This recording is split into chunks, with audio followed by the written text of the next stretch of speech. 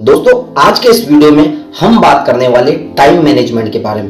Management के 5 ऐसे तरीके, ऐसे टेक्निक्स पर आज हम बात करें। तरीका तो ये है कि आपको अपनी प्राथमिकताएं निर्धारित करनी होगी।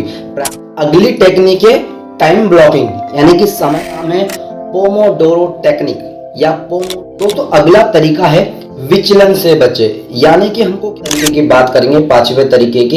इसमें आपको क्या करना है, ब्रेक लेना है। इसमें क्या, तो दोस्तों मैं Jayesh Bhavsar, founder and trainer Bhavsar computer institute, आज आपके लिए एक और नया वीडियो लेकर आ गया हूँ। दोस्तों आज के इस वीडियो में हम बात करने वाले टाइम मैनेजमेंट के बारे में। जी हाँ दोस्तों, टाइम मैनेजमेंट, समय प्रबंधन। समय प्रबंधन के बारे में बात करने से पहले आज हम आपके लिए ऐसे पांच तरीके या ऐसी 5 टेक्निक्स के बारे में हम लोग बात करने वाले टाइम मैनेजमेंट की, जिससे कि हम हमारे दिनचर्या को या फिर हम हमारे डेली रूटीन को एक अधिक प्रभावी ढंग से प्रस्तुत करने में, एक अधिक प्रभावी ढंग से संतुलित करने में, एक अधिक प्रभावी ढंग से हमारे जीवन को प्रबंधित करने में, हमारे समय प्रबंधन की क्या क्या महत्वपूर्ण योजनाएं होती है, हमारे समय प्रबंधन की क्या क्या महत्वपूर्ण वैल्यूज होती है, उसके बारे में आज हम चर्चा करने वाले। समय प्रबंधन या टाइम मैनेजमेंट हमारे दिनचर्या को कैसे प्रभावित करता है और बिना समय प्रबंधन के, बिना टाइम मैनेजमेंट के कैसे हमारी दिनचर्या प्रभावित होती है। टाइम मैनेजमेंट के साथ हमारे जीवन में क्या होता है, टाइम मैनेजमेंट के बिना हमारे जीवन में क्या क्या वैल्यूज घटती और बढ़ती है, उसके बारे में भी आज हम चर्चा करने वाले हैं। ऐसे 5 पॉइंट आज मैं आपको बताने वाला हूँ, जिससे कि आपको ये पता चल जाएगा कि आप अपने समय प्रबंधन को, यानी कि टाइम को मैनेज करने के बाद अपना कितना टाइम आप और बचा सकते हो, और अपने टाइम को बचाने के साथ साथ उस टाइम को वैल्यूएबल कैसा बना सकते हो, है ना दोस्तों। क्या होता है, देखिए आपके पास भी 24 घंटे, मेरे पास भी 24 घंटे, सचिन तेंदुलकर के पास भी 24 घंटे और लता मंगेशकर के पास भी 24 घंटे, लेकिन सबका एक अलग फॉर्मेट है, सबकी एक अलग दिनचर्या, सबका एक अलग डेली रूटीन है उस 24 घंटे को व्यतीत करने का, यानी कि वैल्यूएबल बनाने का। तो हम हमारे जीवन के 24 घंटे यानी कि दिनचर्या, यानी कि हमारे जो डेली रूटीन है उसको वैल्यूएबल कैसा बनाएं, उसका मुख्य पार्ट होता है टाइम मैनेजमेंट। और टाइम मैनेजमेंट के 5 ऐसे तरीके, ऐसे टेक्निक्स पर आज हम बात करने वाले। आइए दोस्तों वीडियो को शुरू करते हैं।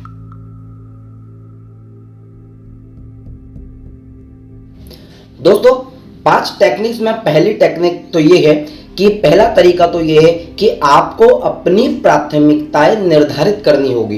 प्राथमिकता निर्धारित करनी होगी, इसका क्या मतलब हुआ, इसका मतलब ये है कि हमारी दिनचर्या में, हमारे डेली रूटीन में, दोस्तों हमारी दिनचर्या में, हमारी डेली रूटीन में कौन कौन से काम सबसे ज़्यादा महत्वपूर्ण है हमारे लिए, उसको सबसे हमको टॉप पर रखना है। इसी सीक्वेंस में नीचे आते हुए जो हमारे लिए ज़रूरी नहीं है उनको सबसे लास्ट में हमको रखना है, यानी कि ज़रूरी काम से गैर ज़रूरी काम तक हमें प्राथमिकताएं निर्धारित करनी होगी, एक लिस्ट बनानी होगी, एक सूची बनानी होगी हमारे महत्वपूर्ण कार्यों की। इससे क्या होगा, इससे हमारा जो समय है, जो अधिकतम समय है, वो किसकी ओर बढ़ेगा, महत्वपूर्ण कार्य की ओर। हम हमारे समय को ज़्यादातर उस काम को समर्पित करेंगे या उस काम को करने के इच्छुक होंगे जो हमारे लिए महत्वपूर्ण होगा। हमारी प्राथमिकता हमको निर्धारित करना जरूरी है। प्राथमिकता निर्धारित करने से एक और चीज ये होगी कि हमारे जो जरूरी काम है, जो अब तक हम प्रॉपर नहीं कर पा रहे हैं, वो काम सबसे पहले और टाइमली हो जाएंगे, यानी कि समय पर भी आपके काम आप कर पाओगे। तो पहली टेक्निक तो ये है कि हमें अपनी प्राथमिकताएं निर्धारित करना है।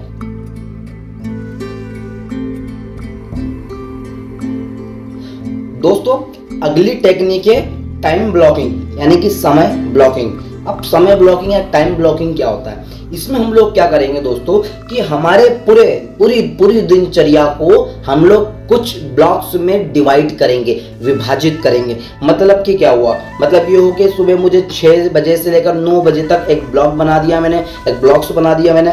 इस बीच में मुझे क्या इंपॉर्टेंट काम, जो मैंने प्राथमिकता निर्धारित की थी ना पहली टेक्निक में, उस प्राथमिकता वाले काम में से कौन सा काम मुझे सुबह 6 से 9 के बीच करना है, ये पहला मैंने ब्लॉक बना दिया। दूसरे ब्लॉक्स को मैंने 10 बजे से लेकर 12 बजे के बीच में मुझे क्या करना है, अगला ब्लॉग बना दिया। इस प्रकार से मैं अपनी पूरी दिनचर्या को जब मैं ब्लॉक्स में विभाजित कर दूंगा, जब ब्लॉक्स में मैं डिवाइड कर दूंगा, तब मुझे ये चीज पता चलेगी कि जो महत्वपूर्ण कार्यों को मैंने प्राथमिकता दी थी, उन प्राथमिक कार्यों को मुझे इतने समय में करना ही है।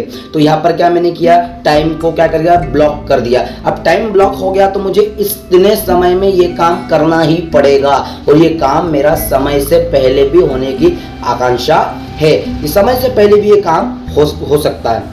समय से पहले भी ये काम हो सकता है किसके थ्रू, टाइम को ब्लॉक करने के थ्रू। टाइम ब्लॉक ही होता है जो हमें एग्जाम सेंटर पर 3 घंटे के लिए ब्लॉक करके रखता है, और इस 3 घंटे में हम लोग कई सारा जो हमने पढ़ा हुआ रहता है, जो हमारे क्वेश्चन पेपर में आता है, उसको हम लोग सॉल्व करते हैं। क्योंकि टाइम ब्लॉक करने के बाद हमारा जो ब्रेन होता है, हमारा जो माइंड होता है, उसकी चलने की स्पीड, उसका जो यूज होता है, हमारे द्वारा किया गया जो उसका उपयोग होता है, उसकी वैल्यू जो होती है, उसकी स्पीड जो होती है, वो ऑटोमेटिक 20% तक बढ़ जाती है। तो टाइम ब्लॉकिंग एक दूसरी टेक्निक है जो आपके टाइम मैनेजमेंट को और बेहतर बना सकती है। आइए तीसरी टेक्निक की ओर बढ़ते हैं। दोस्तों तीसरी टेक्निक और तीसरे तरीके की बात करते हैं। तीसरे तरीके का नाम है पोमोडोरो टेक्निक या पोमोडोरो तरीका।